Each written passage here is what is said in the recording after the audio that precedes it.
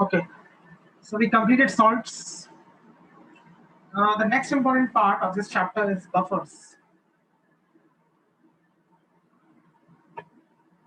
Many questions are asked based on buffers in exams. Let's understand what a buffer is and the different categories of buffer.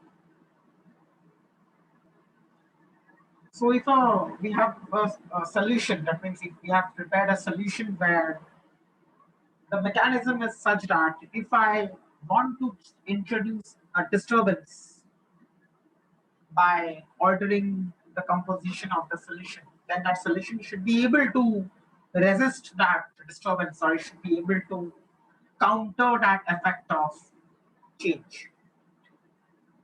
Now, if it's able to counter the effect in some way, then it will not show the change in its pH. That means if, let's say, the pH was some value. Now, after disturbing that solution by maybe adding some acid or a base, the pH should not get affected to a very drastic extent. That means there should not be an appreciable change in the value of pH of the solution. So, such a solution is called a buffer. I don't want the change in pH to be very high. So if I don't want the change in pH to be very high, then I do something. I prepare a buffer. And the buffer will try to resist a change or counter the change in some way, which we will see after some time. So the main reason of preparing a buffer is to prepare a solution whose pH should not vary to a very great extent. If its pH does not vary to a great extent, it will be called a buffer. So let's see. Now, there are different types of buffer. Mathematical formulae are there. Okay.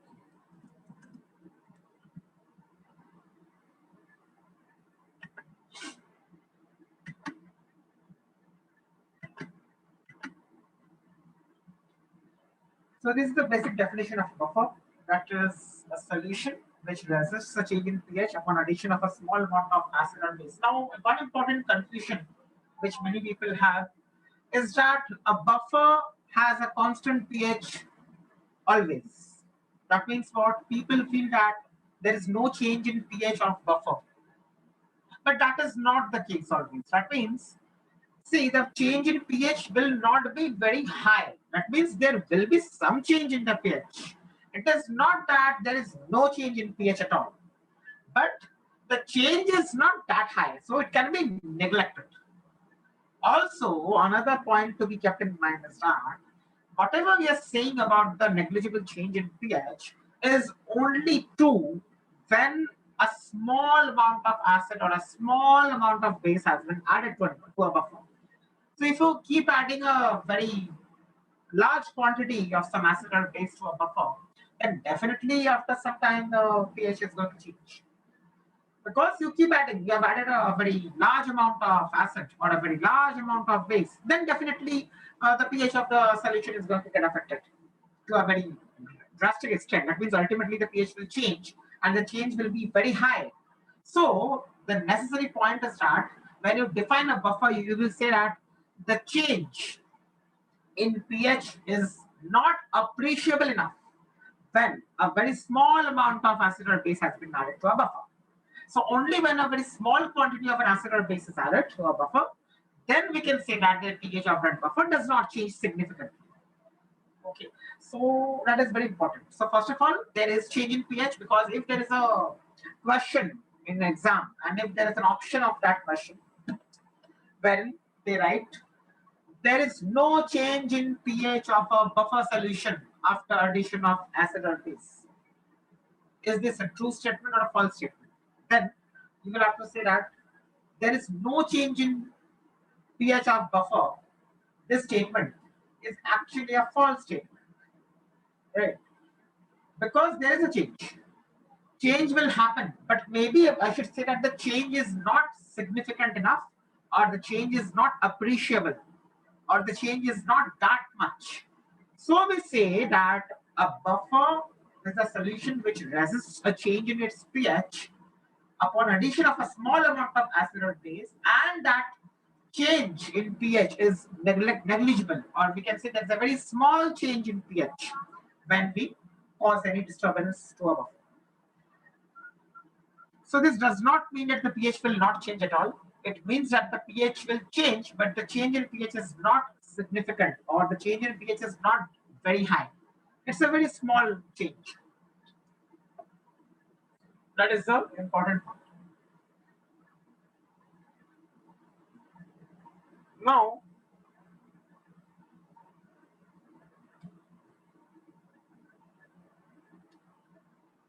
let's see the types one by one. The first type is this acidic buffer.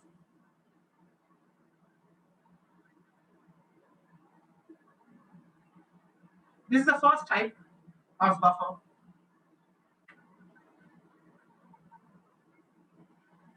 An acidic buffer is a mixture of a weak acid and a salt of that weak acid with a strong base.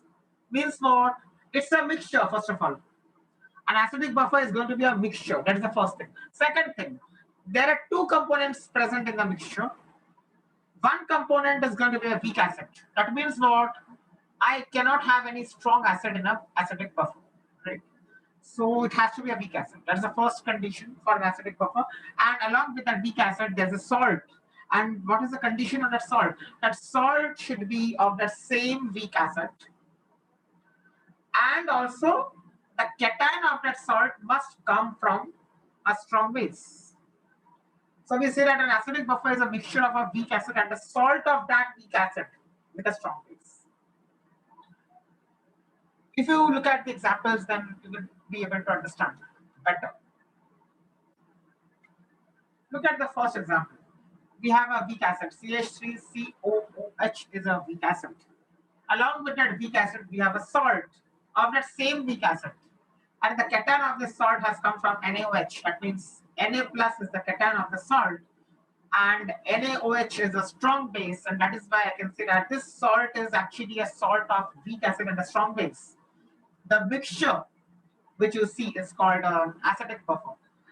Now, you can see a plus sign written between the weak acid and the salt. This plus sign just means that this is a mixture of two components. Plus does not indicate any reaction here. It just means that there are two components present in my mixture. So the plus sign is just indicating that there are two things present. Both are present in the same solution. Okay, that's the plus. So a weak acid will be there in an acidic buffer. Along with that weak acid, there will be a salt of that weak acid. And the cation of that salt must come from a strong base. So some examples of acidic buffers are, number one, you can see this one. This is the most common example of an acidic buffer. Can you give me one more example?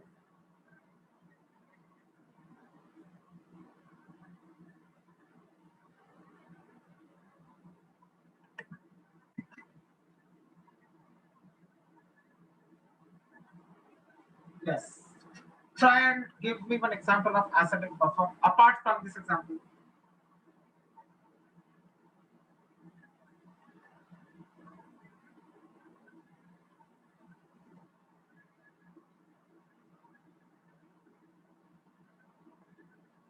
What can we say? Sir, H3PO4 and H2PO4. Okay. So weak acid and salt of that weak acid is a strong base. Correct. Okay. HCO, हाँ sir, HCO. Ah. So these are some more examples.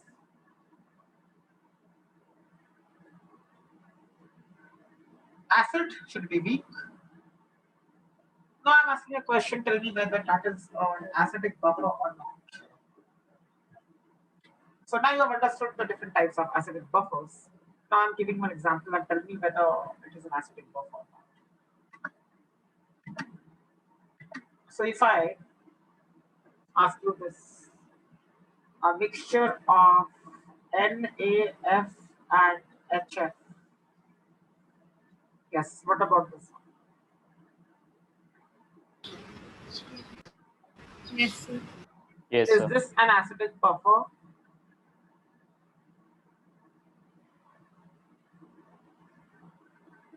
Is this an acidic buffer? Yes, Yes, sir. yes, okay. Why is this an acidic buffer? HF weak acid or NaF. And NaOH. So HF is a weak acid. That's the main answer. And along with HF, I have the salt of HF only because the anion is coming from HF. It is F minus is the anion of the salt. And the cation of the salt is Na plus, and Na plus comes from NaOH, which is a strong base. So this is also an acidic buffer, NaF plus HF. Okay.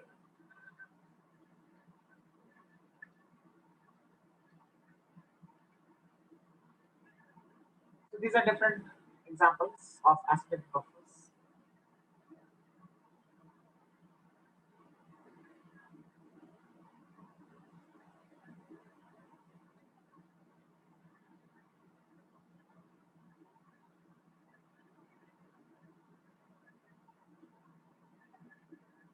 Look at the fifth example.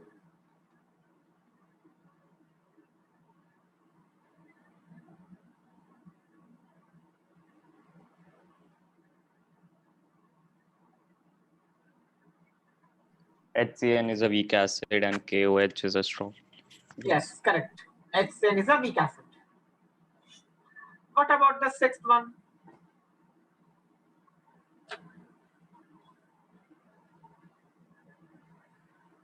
फिर C6H5COH weak acid है और NaOH के साथ react करके वो strong base है. Yes, and what is the name of this acid?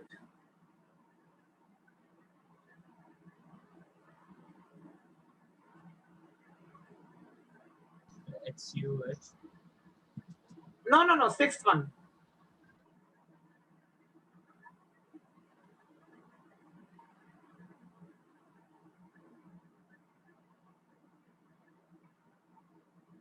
Sir, Sixth one. benzoic acid. What is the name of the acid in the sixth one? Sir, benzoic acid. Yes, it's benzoic acid. So, whenever you see C6H5, it is understood that this ring is present, benzene ring, right? So this is benzoic acid.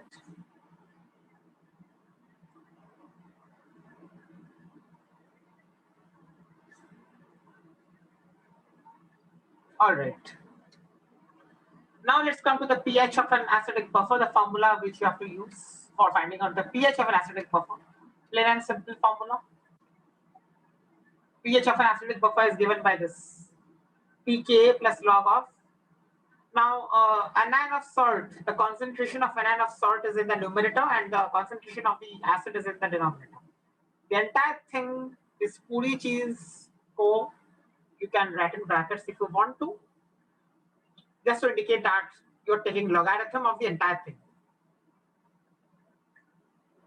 Okay, so this is the formula. Now, very important part is that anion of salt has to be identified and then only can go ahead with this formula. Now, if I have a question where I say that there is one mixture and the mixture has 0.02 molar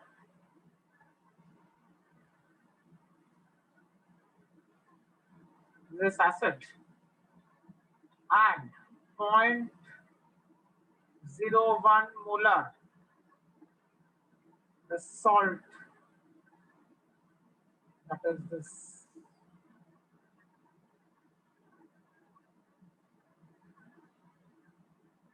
If this is a buffer, then What is the value of this ratio? What is the value of this ratio?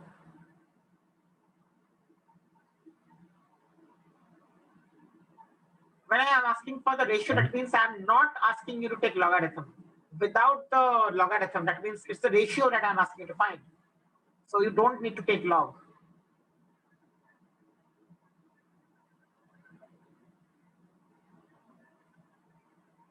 Yes, what is the ratio?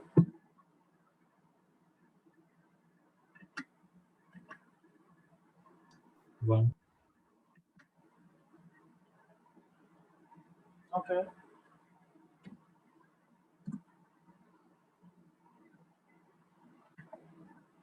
Sir, 1.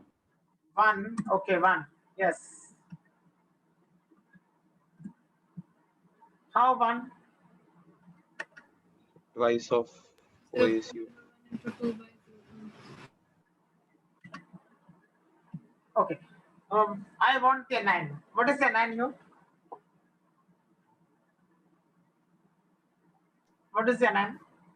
AC minus. AC. AC. SEO minus. What is SE?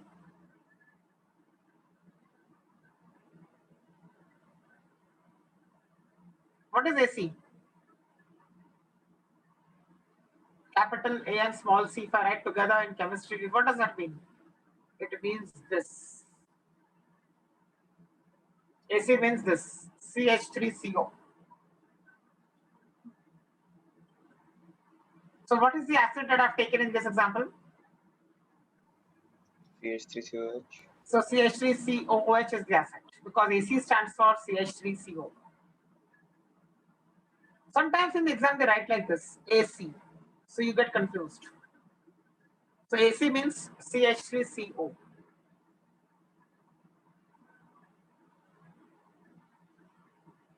So the anion is CH3COO minus. And this is nothing but barium acetate, the salt that I've taken in this example. I can split barium acetate as acetate ions and barium ions. So this is the salt. If I split this salt, I'll get what? CH3COO twice. Ba will split as Ba2 plus and 2 times CH3COO minus.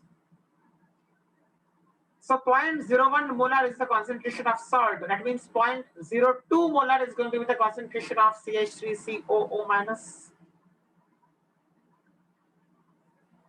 So the anion of the salt has a concentration of CH3CO. I mean, the anion of the salt is CH3COO minus, and the concentration of CH3COO minus is equal to 0.02 moles per liter.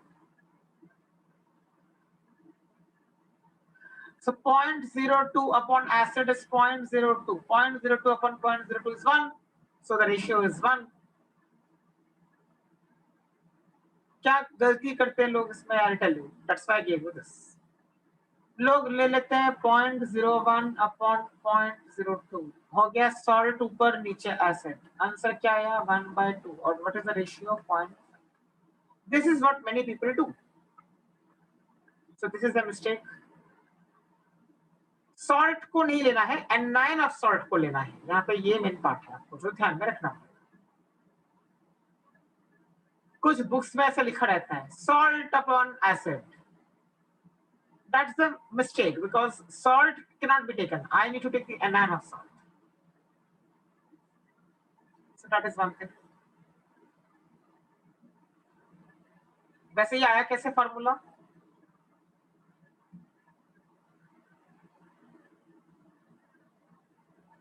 Okay, what is Ka here? Tell me that, and then we'll go with the derivation. What is Ka? Association constant of weak acid. Of the weak acid which is present in my buffer. Right. So if I take one example here, ये formula कैसे आ देखते हैं? CH3COOH dissociate करें.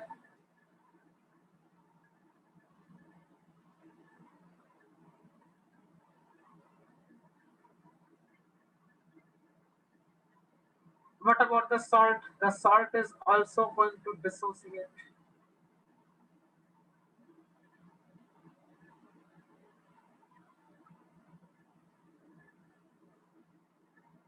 Correct?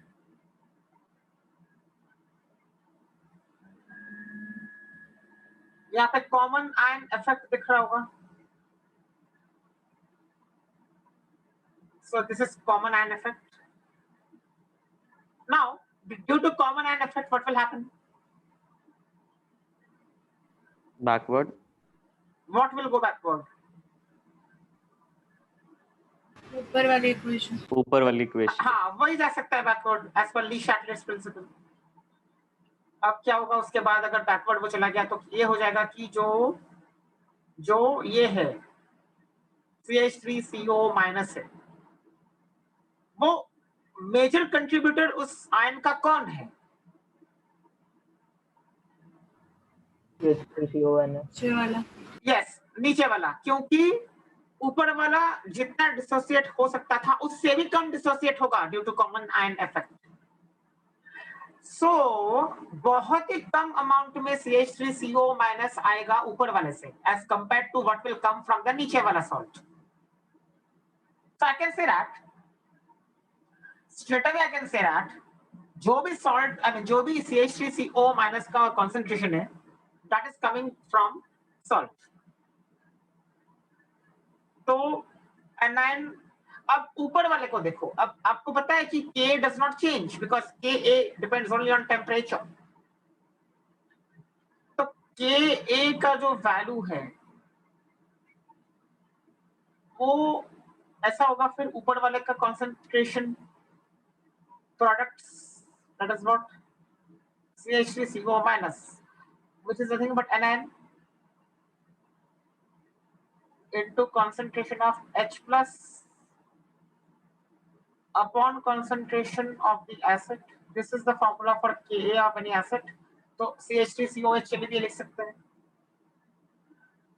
तो CH3CO minus यानी जो anion है that has been written as anion. That means instead of writing CH3CO minus I have written that as anion.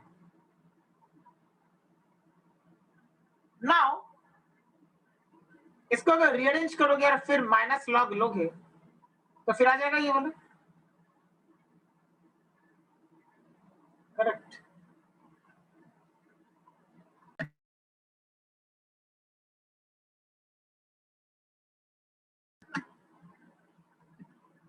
इसको रीअरेंज करोगे तो आ जाएगा ना. Any doubt in that? No, sir. So just take log on both sides and then एक तरफ सिर्फ pH रखो, it is minus log of H plus, और दूसरी तरफ बाकी सब चीजों को रखो तो ये आ जाएगा. नीचे भी एसिड हो जाएगा ना. हाँ, so instead of writing CH3COH we can write acid.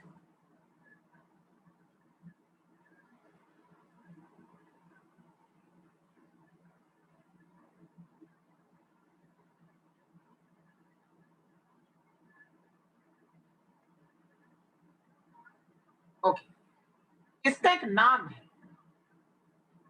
क्या नाम है? ये नाम है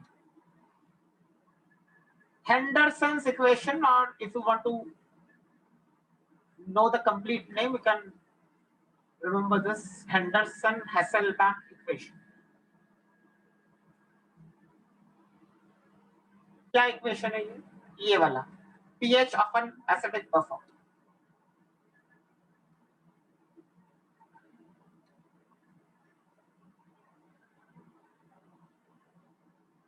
साइंटिस्ट के नाम पे है. तो ये मैथमेटिकल पार्ट था एसिडिक बफर के लिए. अब आते हैं कुछ अलग चीजों पे. An acidic buffer is effective and can be used for practical purposes. Now see, exam में अगर पूछा क्या है बफर जो होता है, for example acidic buffer, because right now we are talking only about acidic buffer. तो जो acidic buffer है उसका यूज और या फिर एप्लीकेशन अगर बोले, application in the sense acidic buffer का सिग्निफिकेंस ओके, कि वो किस रेंज में वैलिड है या फिर उसको कब यूज करना सही है. When can we say that it is like an effective buffer? Practically, theoretically नहीं, प्रैक्टिकली. मतलब क्या इसका है? इसका मतलब ये है कि उसका जो पीएच है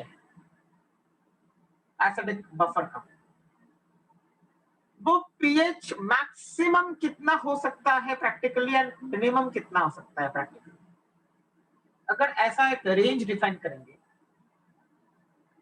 तो उस रेंज में we can use that solution as a buffer. It means we can say that हाँ चलो इस रेंज में लगभग उसका पीएच रहने वाला है,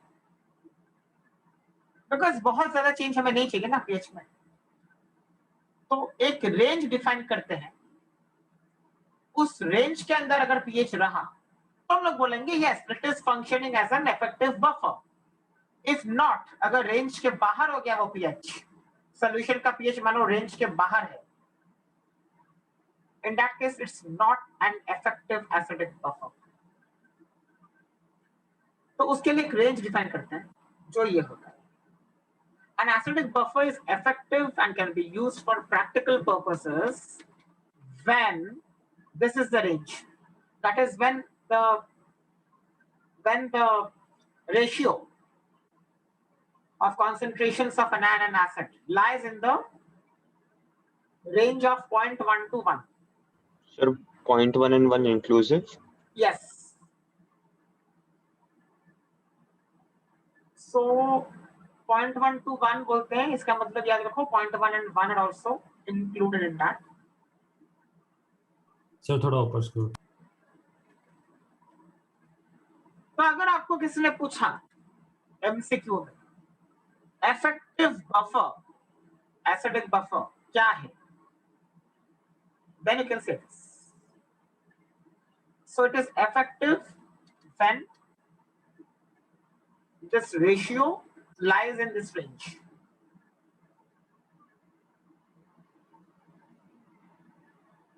Zero 0.1 to 1.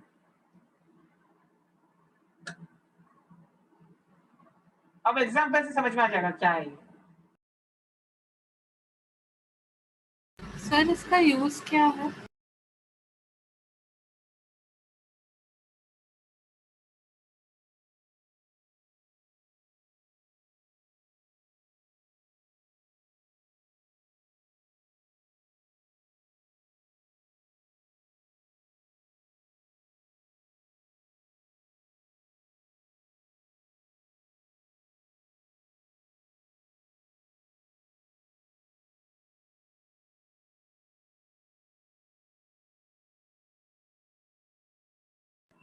ओके,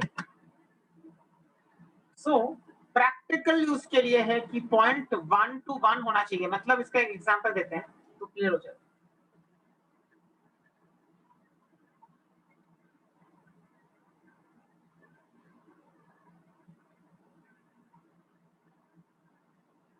क्योंकि हमें बफर चाहिए किस लिए, हमें तो इसलिए चाहिए हो रहा है ना कि वो जो पीएच है उसका उतना ड्रास्टिकली चेंज नहीं होना चाहिए. तो कितना चेंज हो सकता है, that is why we are fixing a range.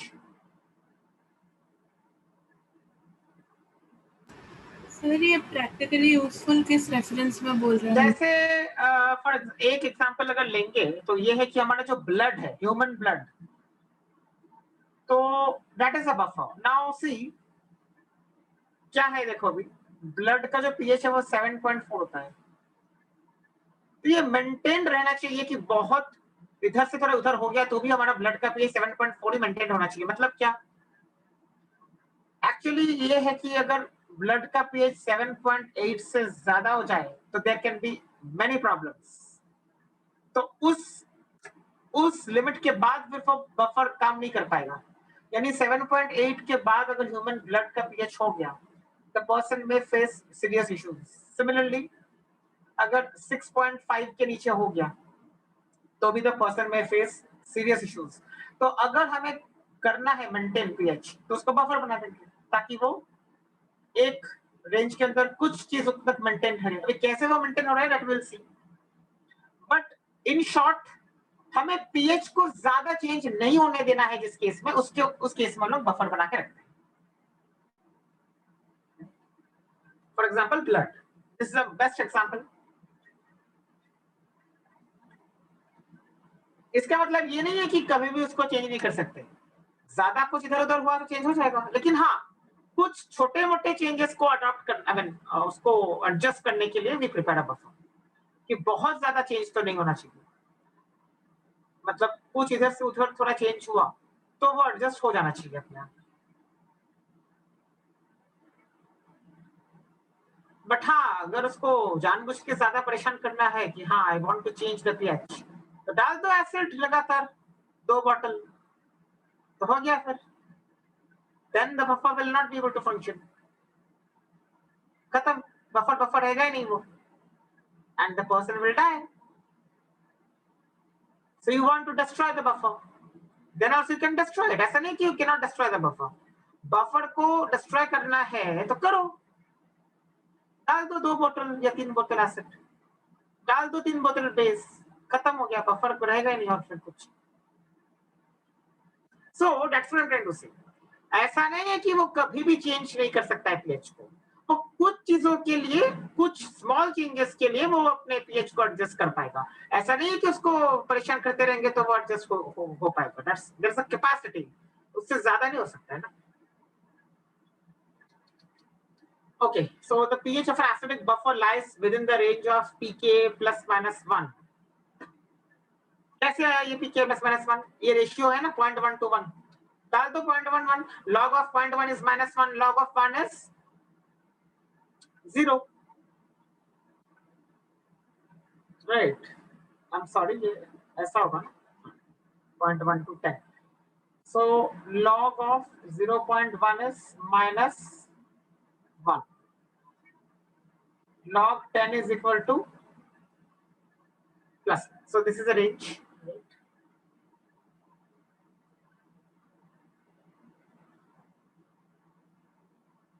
So -1 कब आएगा? जब ये रेशियो कितना होगा? जब ये रेशियो होगा 0.1। जब ये रेशियो 10 हो जाएगा तो क्या हो जाएगा? +1 हो जाएगा log. So we say this. Thus the pH of an acidic buffer lies within the range of pK plus minus 1.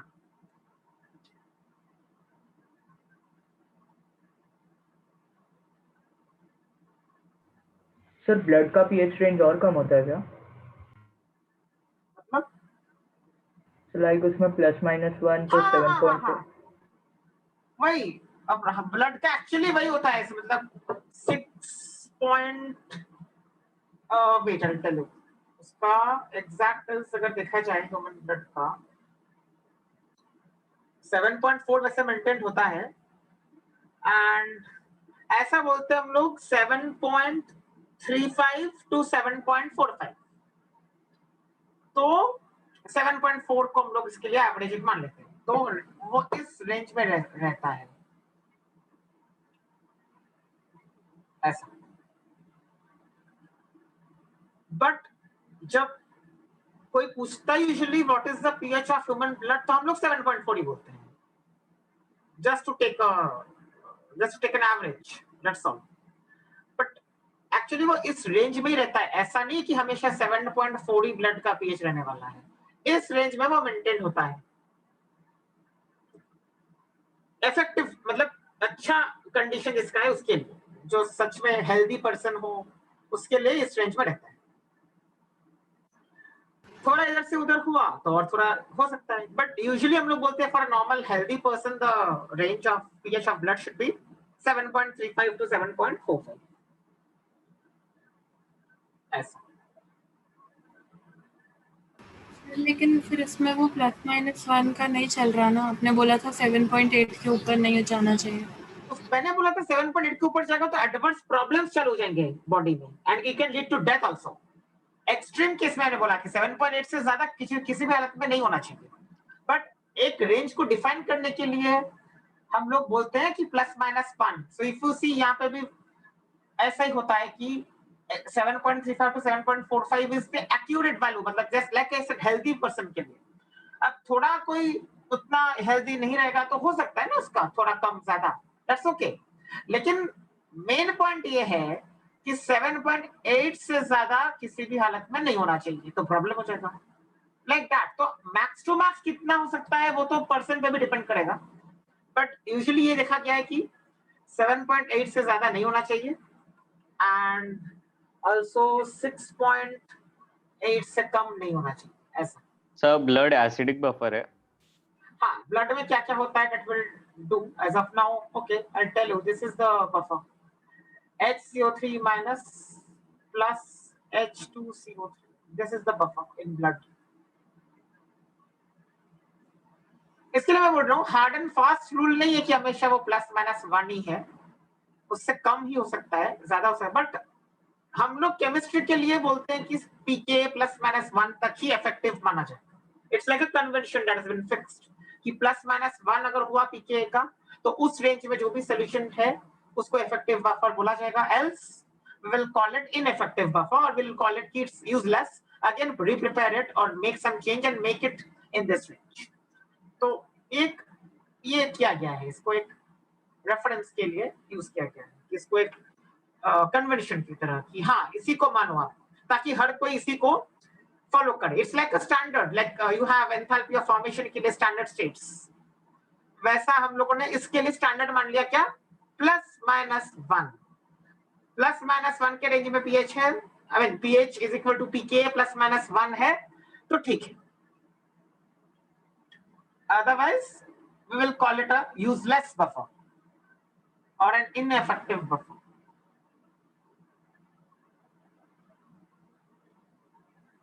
Okay.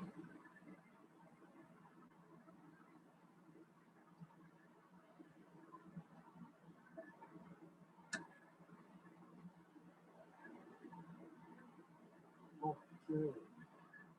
यहाँ तक तो ये कैसे आया वो वैल्यू +-1, उसके लिए हमको ये रेशियो देखना पड़ेगा.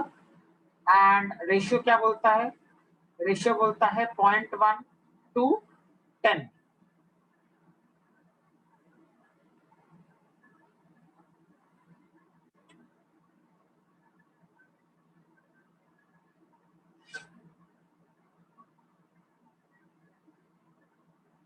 Okay, is it clear now? Yes sir.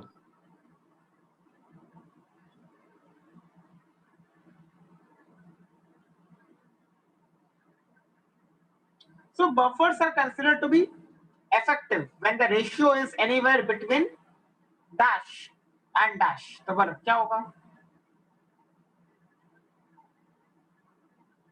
buffers are considered to be effective when the ratio of after the logarithm lies between dash and dash. Fill in the blanks.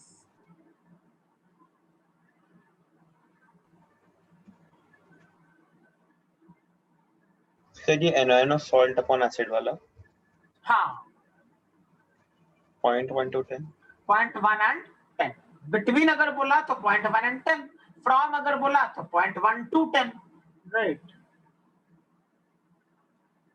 तो क्या बोला है उसके हिसाब से होगा. तो अगर ऐसा पूछा कि इफेक्टिव बफर क्या है, तो यह बोलोगे कि इफेक्टिव बफर ये होता है जो रेशियो जिसमें इस कॉन्सेंट्रेशन के रेशियो का क्या होता है 0.1 एंड 10 के बीच में लाई करता है.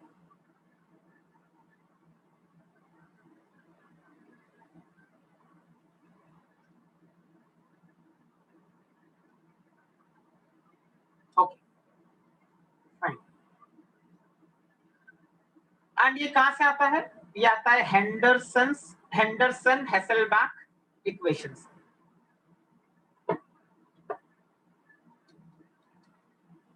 अब एक एग्जांपल देखो वापस केमिस्ट्री के हिसाब से, अब ब्लड से बाहर आ जाते हैं थोड़ा, अभी केमिस्ट्री के अंदर आते हैं. Let's come out of biology now.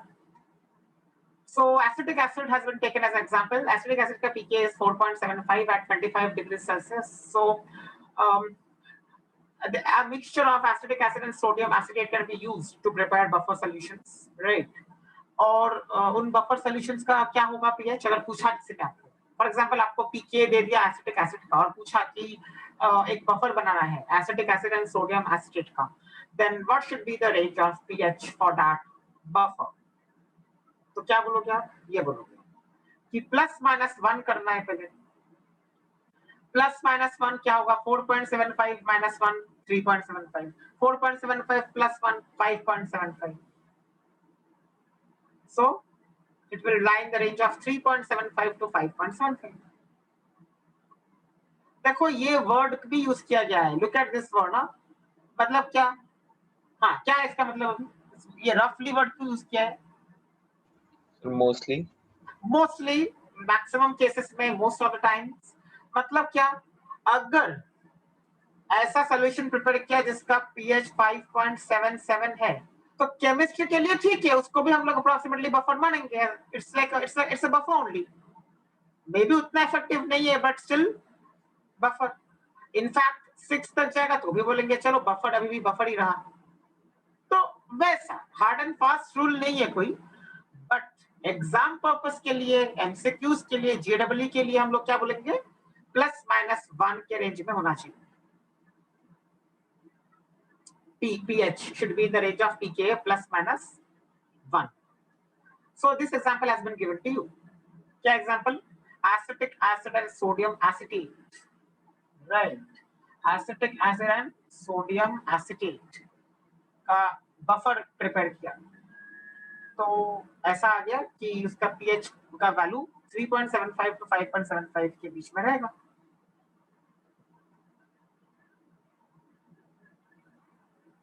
Sir 1 minute के लिए थोड़ा ऊपर स्क्रॉल करेंगे। हो गया। Done? Yes sir. All right. Okay, just to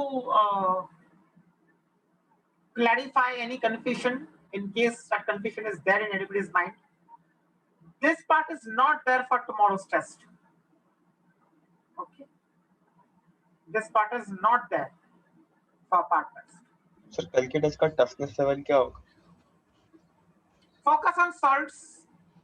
इतना टफ नहीं है, 2 क्वेश्चंस थोड़े ऐसे हैं जो सॉल्ट्स पे है, थोड़े ऐसे हैं। सॉल्ट्स का ध्यान से करो कि क्या सॉल्ट है, पहली बात उसका एनायन क्या है। तो मैं एक ही चीज कहूंगा कि लास्ट लेक्चर के जो सम्स थे उनको अच्छे से बिना देखे एक बार सॉल्व कर लो तो हो जाएगा। And understand the equations of hydrolysis, मतलब कौन हाइड्रोलिसिस कर रहा है, हाइड्रोलिसिस करने के बाद हम लोग क्या लिख रहे हैं, लाइक एनायन प्लस वाटर, ये है anionic hydrolysis, cation plus water तो कैटायनिक हाइड्रोलिसिस, तो वो सब अच्छे से आना चाहिए हाइड्रोलिसिस के बारे में। सर आपने लेक्चर 7 के बाद कोई पीडीएफ तो नहीं भेजा था ना? नहीं।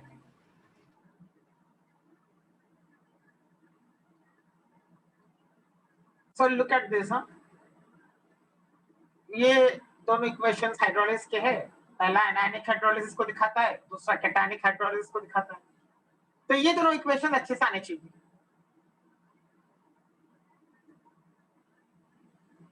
Right, okay.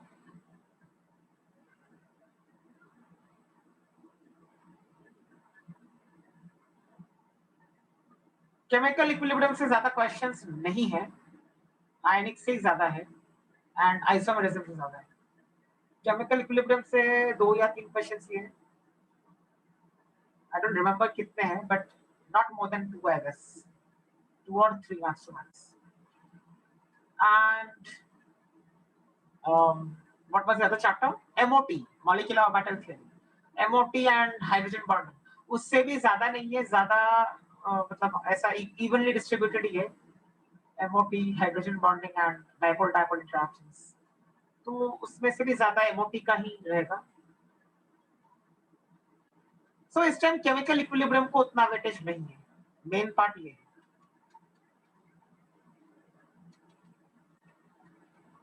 Now let's come to the mechanism of buffer. this mechanism of buffer is going to be important only for the sake of conceptual understanding. कहने का मतलब ये है कि इसमें ऐसा जब कोई डायरेक्ट क्वेश्चन तो नहीं आता है एज सच एग्जाम में, लेकिन if you want to know how a buffer works, then you should be able to justify this using the equations and using the formula. तो उसके लिए मैंने ये दिया है. ये इतना इंपॉर्टेंट नहीं है. जो मेन पार्ट था एसिडिक बफर का वो यहाँ तक ही था एग्जाम पर्पस की बात करें तो. But if I want to understand the mechanism of buffer, because I should tell you how a buffer works, then we have to do this. Since I want to tell you how a buffer works, अगर किसी को ऐसा है कि ये part छोड़ना है exam के लिए तो वो छोड़ सकता है, इसमें कोई प्रॉब्लम नहीं है. लेकिन यहाँ तक जो पढ़ा है यहाँ तक कुछ छोड़ नहीं सकते. एसिडिक बफर की बात कर रहा हूँ सिर्फ मैं फिलहाल. If you remember, we have started with acidic buffers. We have not yet entered basic buffers. We are still under acidic buffers. तो acidic buffers अच्छे से समझ लो. यहाँ तक जो है वो एग्जाम के लिए इंपॉर्टेंट है. ओके, अब आते हैं बफर के मैकेनिज्म पे. क्या होगा अगर मैं एक स्ट्रॉन्ग एसिड डाल दूं एसिडिक बफर में, तो कैसे वो इफेक्ट को काउंटर करेगा या नलीफाई करेगा? Let's look at that part. That is why we call it mechanism. अब ऑर्गेनिक केमिस्ट्री में भी मैकेनिज्म वर्ड सुनते हो, मतलब सुनोगे आगे, तो मैकेनिज्म का मतलब ये है कि how is a process happening, what are the steps involved, and which all things are taking part, which all things are remaining unreacted, or which are the things which are not taken part in the process. ये सब जानने के लिए हम लोग बोलते हैं mechanism को. देख लो. So let's see. पहली बात, एसिडिक बफर में क्या कर रहे हैं हम लोग? स्ट्रॉन्ग एसिड डाल रहे हैं. चलो आते हैं अभी मैकेनिज्म पे. मान लेते हैं x moles of H plus ions have come from a strong acid added. I repeat, I am not saying that x moles of strong acid have been added. I am saying x moles of H plus ions have come from the strong acid. मतलब क्या? वो H plus ions कितने आ रहे हैं acid से, मैं ये देख रहा हूँ. कौन से एसिड से? जो एसिड में डाल रहा हूँ उस एसिड से. So x moles of H plus ions मान लेते हैं जो डाले गए हैं. Coming to the buffer. अब मान लेते हैं कि बफर हमारा ये है CH3COH plus CH3CON. It will be easier for you to understand with this particular buffer. That's why I've given a particular example. अब इसका क्या होगा? ऐसा करके दिखा सकते हैं, कॉमन आयन इफेक्ट वगैरह जो भी है. अब क्या होगा? मान लेते हैं x moles of H plus ions डाले हैं. हाँ, what will happen? Tell me now. If I add some H plus ions, what should happen as per common sense?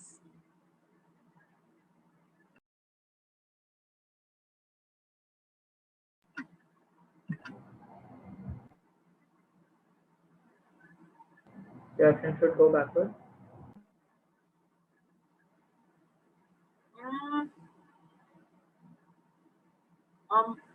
Not exactly. वो पहले ही पीछे जा रही है तो थोड़ा और रेट कम हो जाएगा.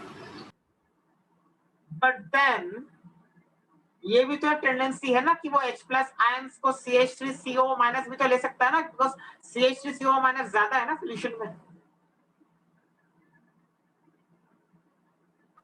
सर 1 मिनट के लिए थोड़ा ऊपर स्क्रॉल कर सकते हैं?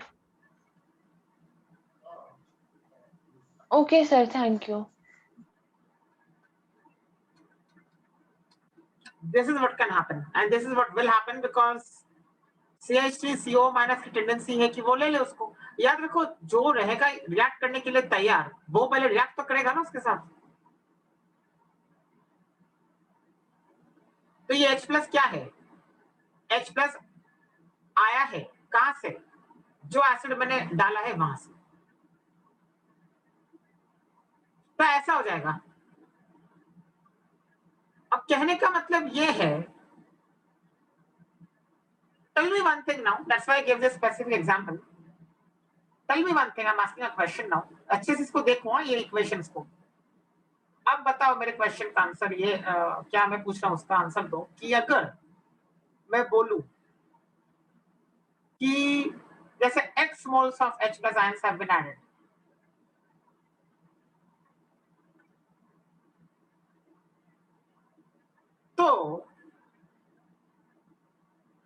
कैन आई से दैट इस x moles of H plus में से, if not all, but maybe most of the moles of H plus ions have got reacted with this portion? Can I say this? If yes, why? If no, why not? I repeat the question. ज्यादातर moles यानी X moles से maybe 95 or 98% of X moles have reacted with CH3CO minus. थोड़ा बहुत X से मतलब बाकी रहेगा, पूरे का पूरा X में भी यूटिलाइज नहीं हुआ, बट मैक्सिमम पोर्शन यूटिलाइज हो चुका है ना, यस और नो?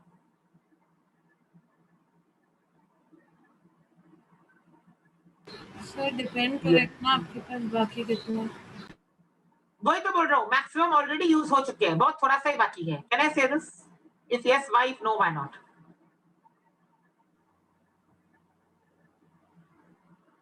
अच्छा चलो नंबर्स, चलो नंबर्स देते हैं, I think it will be better. मान लो 10 moles of H plus add किए थे, मैं ये बोल रहा हूँ 10 में से चलो 9 moles of H plus use हो चुका है, 1 मोल ऑफ H प्लस बाकी है। Can this be a probability? If yes, why? Sir अगर आपके पास उतना CH3CO माइनस है हाँ, वो assumption तो है ही, चलो वो तो है ही ना, वही तो बफर का मतलब ही नहीं है ना, वो assumption है ही कि CH3CO माइनस सफिशिएंट है, वो तो ठीक है।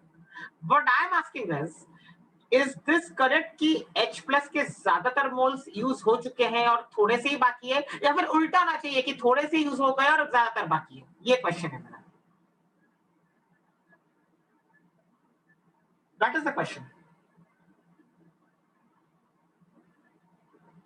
सर ज्यादा वाला करेक्ट था। क्या करेक्ट है और क्यों है? तो 9 मोल्स यूज होंगे, वो करेक्ट है। क्यों ऐसा? तो लाइक हमारे पास CH3CO एक्सेस में है, सफिशिएंट है, तो वो हाइड्रोजन आयंस के साथ रिएक्ट कर लेगा मेजॉरिटी के साथ। बट देन रिवर्सिबल, ये रिएक्शन रिवर्सिबल भी तो है ना, तो ऑब्वियसली इस चीज पे भी डिपेंड करेगा ना कि उसका एक्सटेंट क्या है। We have learned in ionic equilibrium and chemical equilibrium also. अगर आप और मतलब और CH3COH बनेगा तो वो और आगे जाता रहेगा, तो और डिसोसिएट होगा ना एनायन। हाँ, exactly. So again an equilibrium will be established eventually, but what I am asking is, ये जो रिएक्शन तुमको दिख रहा है, ये वाला reaction, the forward process, is the forward process more likely or the backward process more likely? वो पूछ रहा हूँ, क्योंकि अगर फॉरवर्ड प्रोसेस ज्यादा हद तक होगा तो ज्यादातर H प्लस आयंस कंज्यूम हो जाएंगे और थोड़े से ही बाकी रहेंगे ना, अगर पीछे वाला रिएक्शन स्लो होगा तो। एक्सटेंट याद है, केमिकल इक्विलिब्रियम में पढ़ा था हम लोगों ने, extent of reaction. I am using that here. Extent मतलब क्या? किस हद तक फॉरवर्ड रिएक्शन फेवर्ड है, किस हद तक बैकवर्ड रिएक्शन फेवर्ड है। जो ज्यादा फेवर्ड रहेगा ऑटोमेटिकली एट इक्विलिब्रियम उसका डोमिनेंस रहेगा ना। अब बताओ इस रिएक्शन में फॉरवर्ड प्रोसेस ज्यादा फेवर्ड है या बैकवर्ड प्रोसेस ज्यादा फेवर्ड है, और कैसे पता चला कौन सा फेवर्ड है?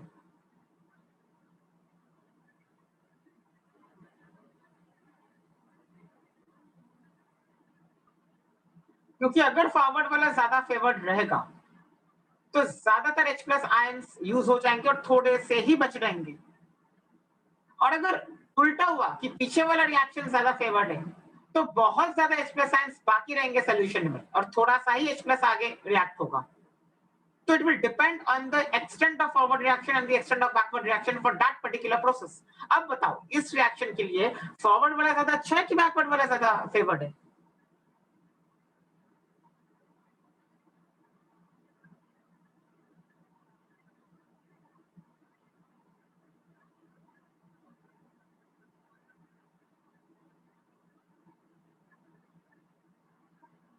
अरे ये तो पता है सबको भी, we have done no weak acids, strong acids, Ka, Kb, sums भी काफी सॉल्व किए हैं।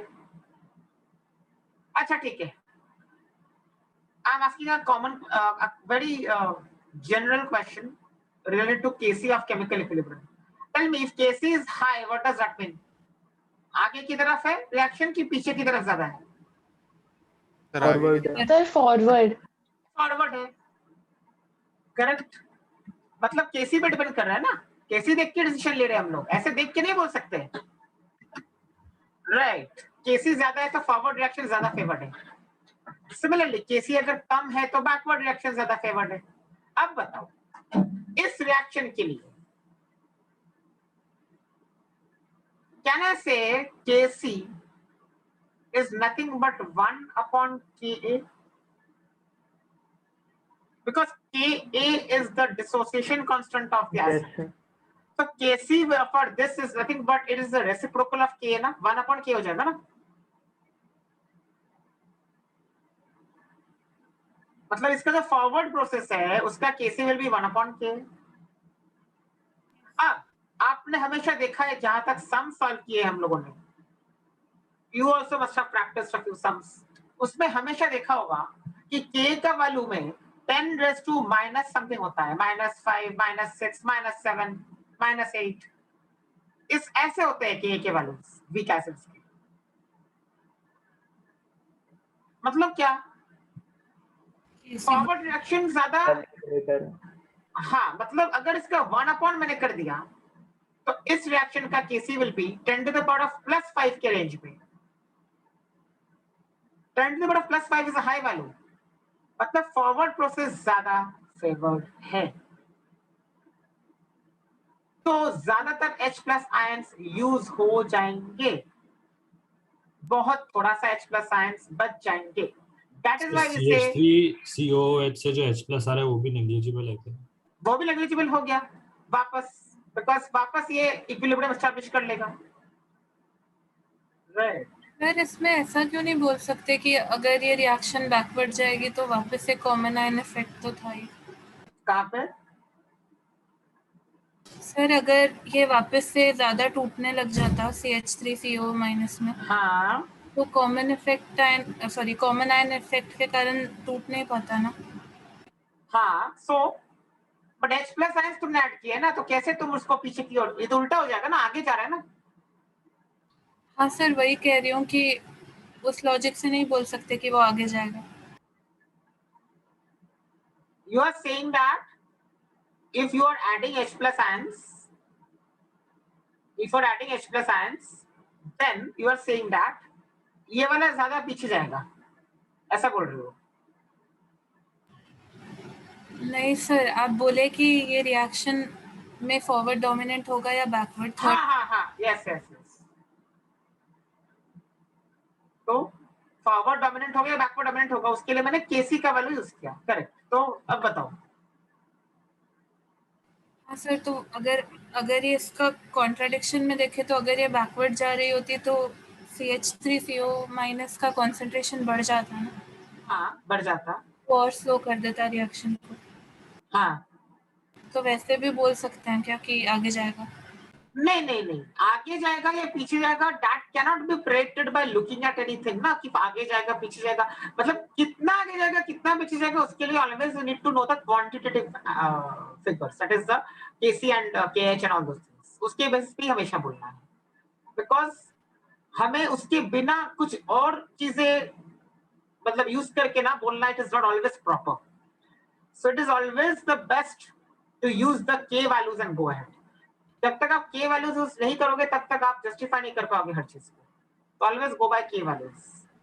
ओके एंड K वैल्यूज के लिए यू शुड नो अप्रोक्सीमेटली कि कौन कौन से चीजें वीक एसिड्स है, कौन कौन सी चीजें वीक बेसिस है, तो ऑलरेडी मैं दे चुका हूं फर्स्ट लेक्चर में।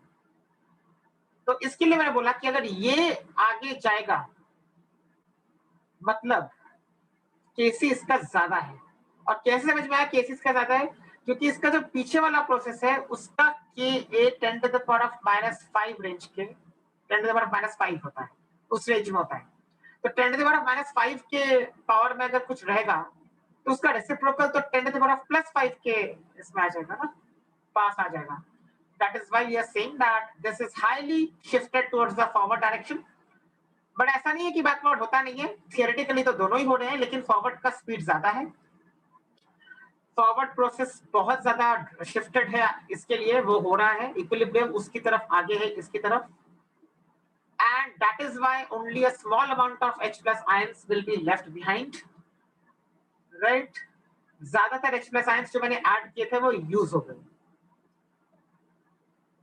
तो इसके लिए हम लोग बोल सकते हैं कि ज्यादा फर्क नहीं आएगा पीएच में, क्योंकि जो डिस्टरबेंस आया उसको इसने अब्सॉर्ब कर लिया। कैसे अब्सॉर्ब किया? इसने अब्सॉर्ब किया। अब देखते हैं कि जो भी पीएच आएगा, थोड़ा सा चेंज तो आएगा पीएच में, थोड़ा सा जो चेंज है वो क्या है? So most of the H plus ions have been consumed. As a result of this, there is no significant change in the pH of solution. See, I am using the word significant क्योंकि थोड़ा तो change होगा ही, significant change नहीं।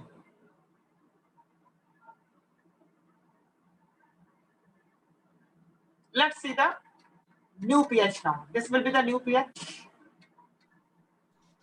Sir थोड़ा ऊपर जाइए ना। Yes sir.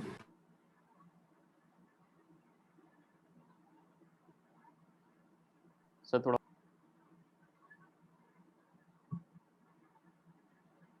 ये H प्लस कहां से आ रहा है इसके लिए ब्रैकेट में मैंने लिख दिया है, वो आपको भी लिखना पड़ेगा so that you understand the mechanism. ये वो H प्लस कौन सा H प्लस है?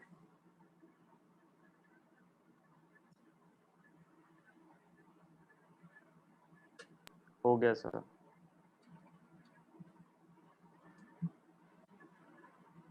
आज सिर्फ थियरी है, you have to understand this, it's only theory. Next lecture में we will do sums.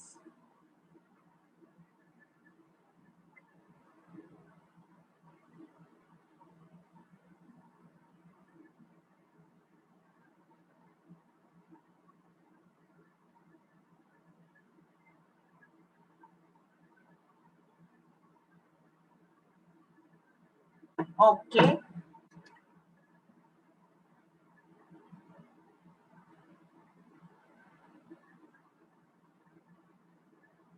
हो गया सर। Very good.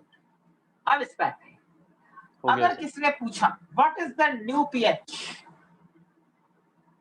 तो फिर ये आ जाएगा आंसर, आपको तो निकालना पड़ेगा ना। पूछा न्यू पीएच तो ज्यादा चेंज नहीं है वो अलग बात है, बट जो भी है एग्जैक्ट वैल्यू पूछा तो ये निकालना पड़ेगा। अब ये कैसे याद रखना है? Very simple. ओके, हमारे पास क्या था? ऊपर एनाइन ऑफ सॉल्ट, नीचे एसिड, है ना। अब A9 of salt, A9 of salt कहने से यहाँ पे कंज्यूम हो रहा है इस वाले प्रोसेस में, राइट। यस तो एनाइन का कॉन्सेंट्रेशन कम हो रहा है,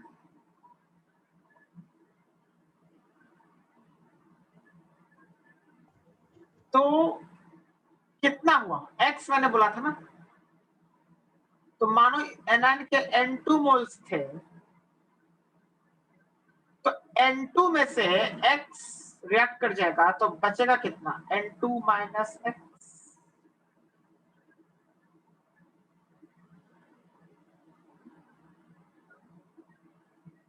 राइट। और एसिड कितना था? मानो N1 मोल्स ऑफ एसिड थे पहले, अब बिकॉज ऑफ दिस थोड़े एसिड बन गए, कितना बनेगा? x। तो the new moles of acid will be N1 plus x।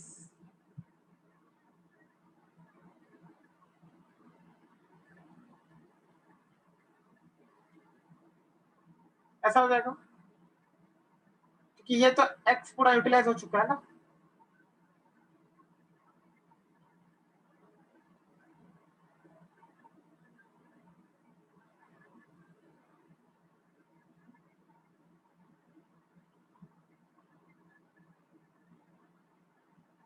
Okay,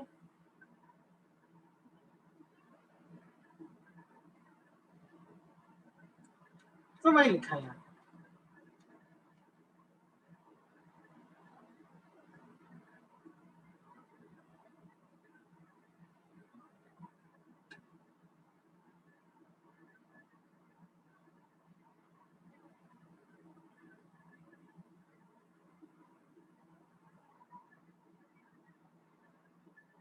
sir इस पे क्वेश्चंस कैसे पूछेंगे?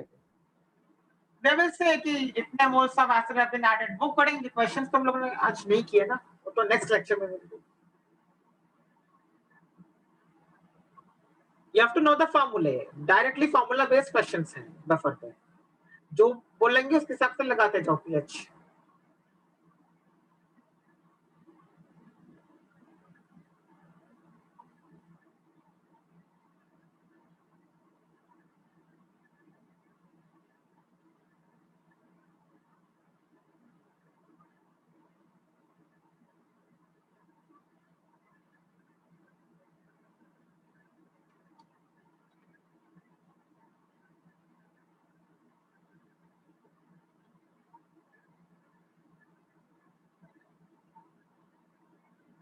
Okay?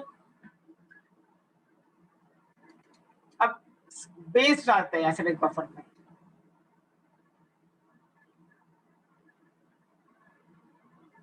तो अगर बेस डाल दिया, then OH minus ions will be introduced and let X moles of OH minus ions come from the strong base added.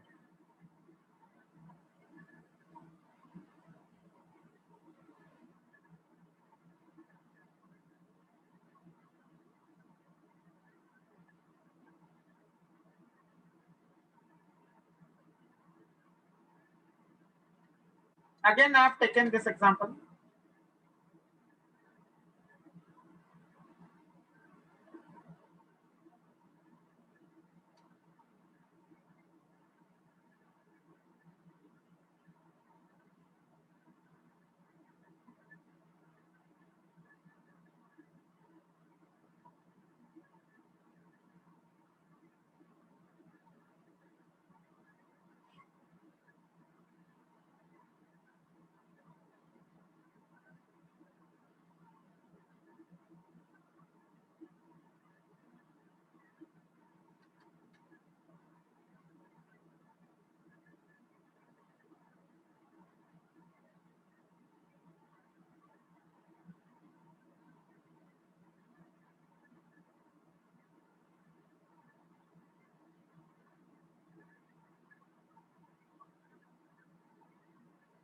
Okay, now this will happen if I add OH minus, that is base.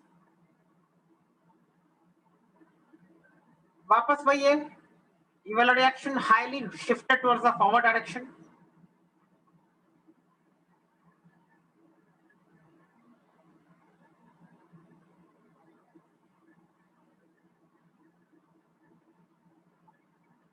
तो जितना OH minus आया है maximum उतना consume हो चुका है।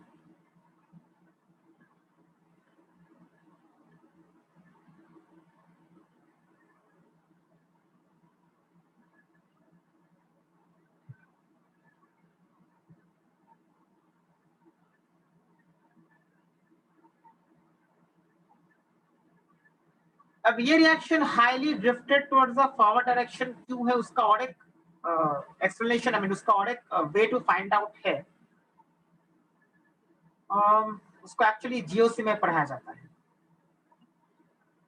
तो तभी आप वापस इस चीज को आइडेंटिफाई कर सकते हो कि कौन सा रिएक्शन ज्यादा फॉरवर्ड डायरेक्शन की ओर है। एसिड बेस्ड रिएक्शन अगर होगा तो वो कौन सा फॉरवर्ड या बैकवर्ड, कौन सा ज्यादा probable, which is more this thing the predominant, okay, which is a dominating reaction, उसके लिए ना एक है, फिलहाल I'm not getting into that, but as of now you can understand कि ऐसा समझ लो कि ये जो रिएक्शन है ना, ये वाला, this is nothing but hydrolysis.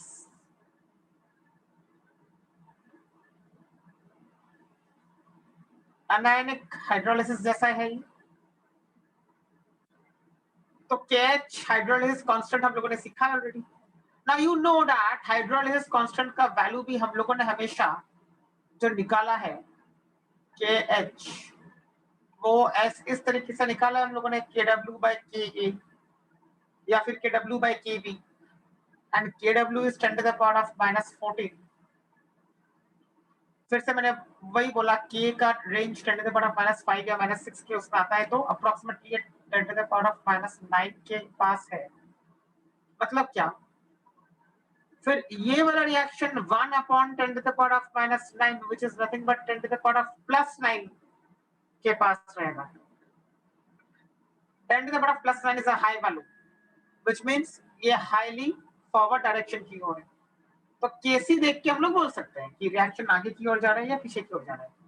तो 10 to the power of +9 के इसमें है, अब उस रेंज में है, तो 10 to the power of 9 के पास अगर कोई है तो ऑटोमेटिकली वो ज्यादा होगा। 10 to the power of 9 is a high value, तो रिएक्शन आगे की ओर ज्यादा है, मतलब पीछे की ओर बहुत थोड़ा सा ही शिफ्टेड है। Equilibrium is highly favoured in the forward direction, और इसके लिए हम लोग बोल सकते हैं कि जितना OH माइनस ऐड किया है, most of the OH minus ions have been consumed.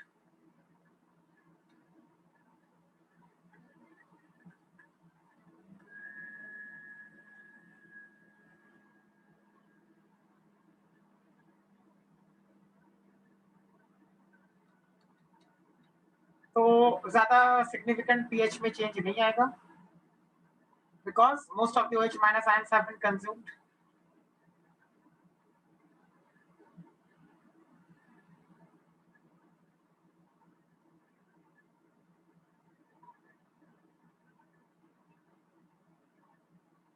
Right, अब एनाइन का क्या?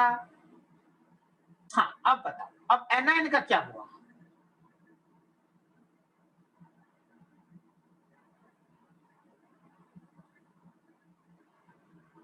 एनाइन का क्या हुआ यहाँ पे? CH3CO माइनस ना ऐड हो गया और ज्यादा हो गया ना, एनाइन बन रहे इस रिएक्शन में, तो ज्यादा हो गया। और एसिड क्या हो गया? कम हो गया। अभी एसिड यहाँ पे रिएक्ट हो चुका है, एसिड कम हो गया, तो एनाइन से बढ़ा दोगे एनाइन को x अमाउंट से। अगर x moles of OH minus है तो एनाइन को +x कर दोगे और एसिड को -x कर दोगे, because acid has been consumed here. Which acid I'm talking of? CH3COOH.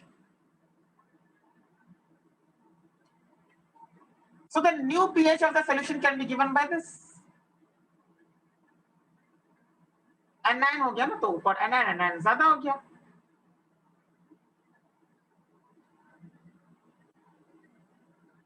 so anion बढ़ गया और COOH कम हो गया।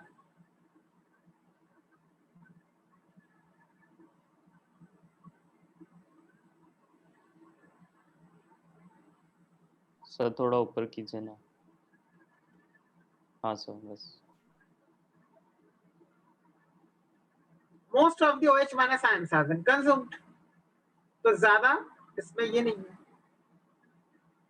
ज्यादा OH माइनस अनरिएक्टेड नहीं है, बहुत थोड़ा सा रहेगा अनरिएक्टेड जो रहेगा।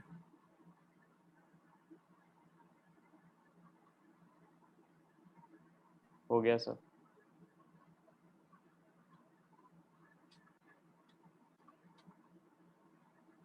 So this is the new pH.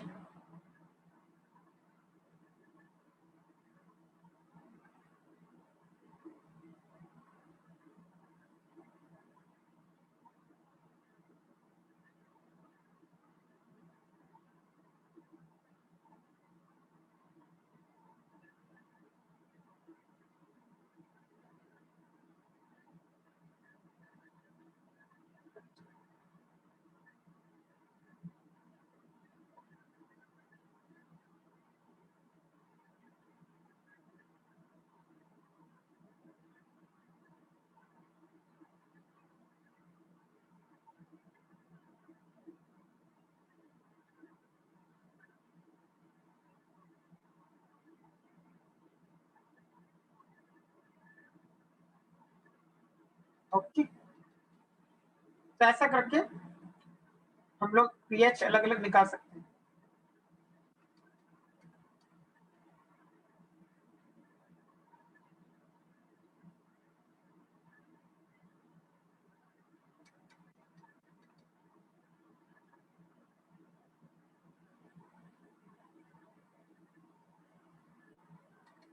Likewise basic buffers में भी हम लोग कर सकते हैं। बेसिक बफर क्या होगा अभी? जैसे एसिडिक बफर में we had a weak acid and the salt of that weak acid with a strong base. तो यहाँ पे बेसिक बफर में वीक बेस होगा और उसी वीक बेस का सॉल्ट रहेगा स्ट्रांग एसिड के साथ।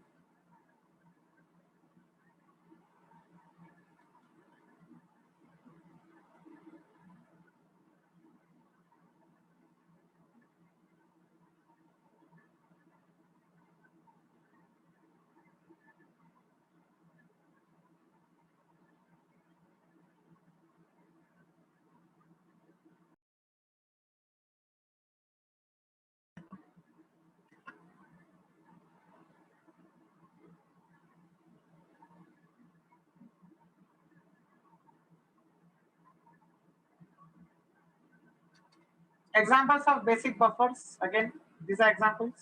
Weak base होना चाहिए first of all, and salt of that weak base with a strong acid. Now tell me whether this is a basic buffer or not.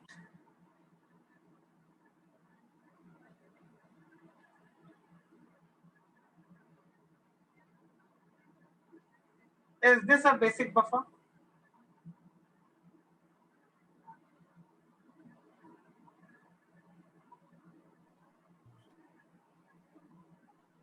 Yes, sir. Yes, sir. Is this a basic buffer?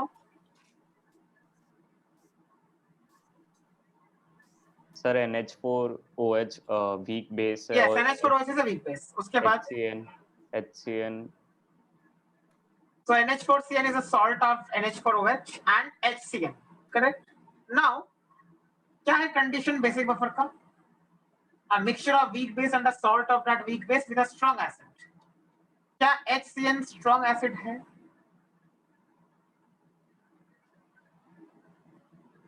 नहीं sir, weak acid. HCN is a weak acid, so Weak this acid. is not a basic buffer.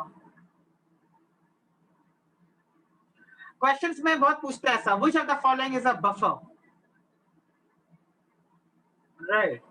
तो आपको clear होना चाहिए, तो this is not a buffer.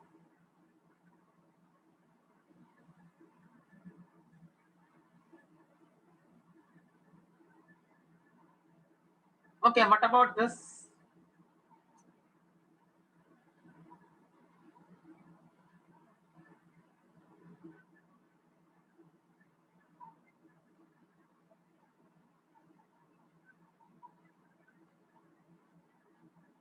अगर आपको बोल दिया can this give us a buffer? Option A,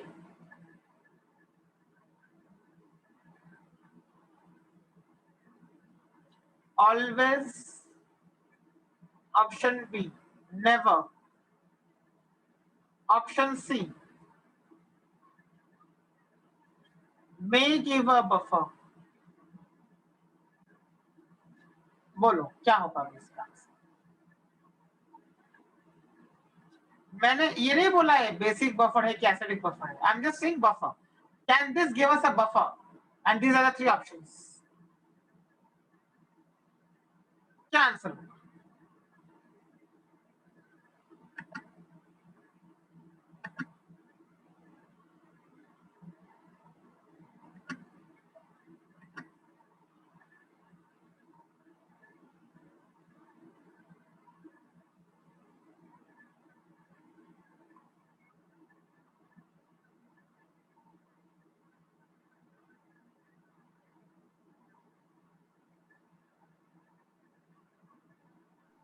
So never. Okay, why? Never. Why never? So weak acid का और तो salt ही नहीं है. So this cannot give a buffer. Okay. Next.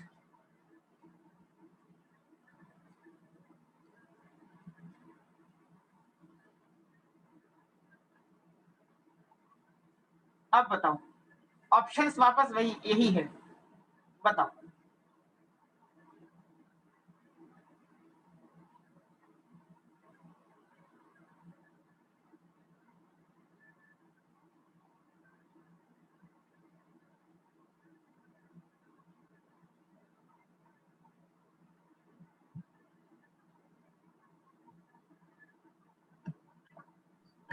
Never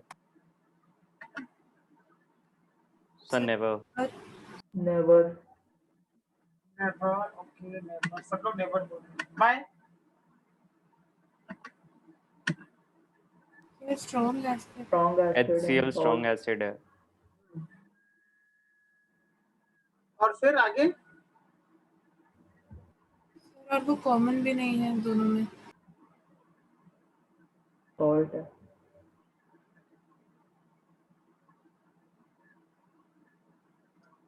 किसी और एसिड का सॉल्ट।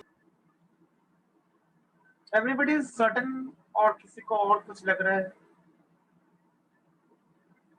या कोई और जस्टिफिकेशन देना है इसके लिए ही?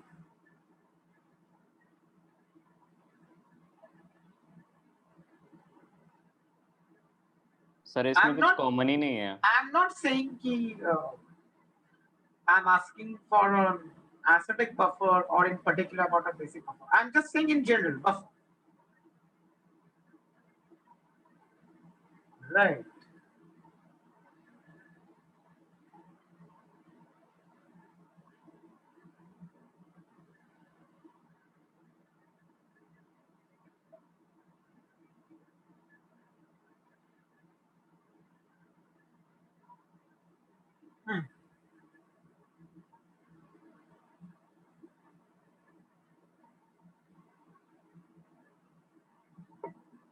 अभी मैं बताऊं sir see, why? Sir HCl को ब्रेक करेंगे H+ और Cl- में, एंड CH3CO को मतलब इसको ब्रेक करेंगे तो हम लोग KCl + CH3COH बना सकते हैं। देन उसके बाद क्या? सर CH3COH वीक एसिड है और KCl सॉल्ट है। बट KCl से क्या पॉइंट है? KCl is वैसे भी a neutral species that is not going to take part in, that is going to be left aside, right? Sir अगर आप इसमें और जैसे और HCl डाल दोगे तो ऑब्वियसली pH तो राइज करेगा ना, तो फिर बफर में थोड़ी काउंट होगा, मतलब सिग्निफिकेंट राइज होगा। हाँ, वो तो अगर मैं डालूंगा तो ना, सर वो तो HCl डालूंगा तो। बफर हुआ तो देखो क्वेश्चन में ना कुछ ये नहीं स्पेसिफाई किया था, क्या बोलते हैं, कॉन्सेंट्रेशंस, मोल्स, कुछ बोला नहीं था क्वेश्चन में, तो आपको हर केस लेना पड़ेगा उस केस में। Remember this. हाँ, अगर कोई भी ऐसा आता है ना कि कुछ बोला नहीं है, तो आपको हर पॉसिबिलिटी लेनी पड़ेगी, यानी कॉन्सेंट्रेशंस, मोल्स अलग अलग करके देखना पड़ेगा। Now see, I'll show you. Actually answer इसका C था, यानी may give a buffer. I'll tell you how now. अब देखो क्या,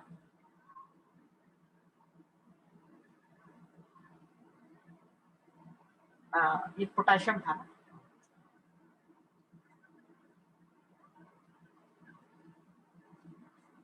नाउ सी, इसमें रिएक्शन होगा पहली बात, तो CH3COH plus KCl like somebody said, so that part was correct, उसने जो वो बोला था, लेकिन उसका जस्टिफिकेशन आगे का रीजन उसने सही नहीं दिया था। Now let's take a case where इसका मोल्स अनरिएक्टेड है बट इसका मोल्स अनरिएक्टेड नहीं है, यानी लिमिटिंग रिएक्टेंट HCl है। अगर इफ LR इज HCl तो इसके भी कुछ मोल्स बनेंगे, इसके भी कुछ मोल्स बनेंगे। इसको सोचना नहीं है, जैसे हम लोगों ने बोला था वाटर के बारे में नहीं सोचना है, वैसे ऐसे सॉल्ट्स के बारे में भी नहीं सोचना है जो फर्स्ट कैटेगरी के सॉल्ट्स हो, यानी जो प्योरली न्यूट्रल सॉल्ट्स हो, तो उनको भी छोड़ दो। बचता है हमारे पास ये और ये। This is a weak acid, this is a salt of that weak acid with a strong base. बन गया ये mixture buffer, acidic buffer. So when can this function as a buffer? Only when HCl is the limiting reactant. अगर HCl limiting reactant नहीं है तो फिर ये buffer नहीं बना सकता। इसके लिए आंसर होगा may give a buffer और may not give a buffer. I hope it is clear.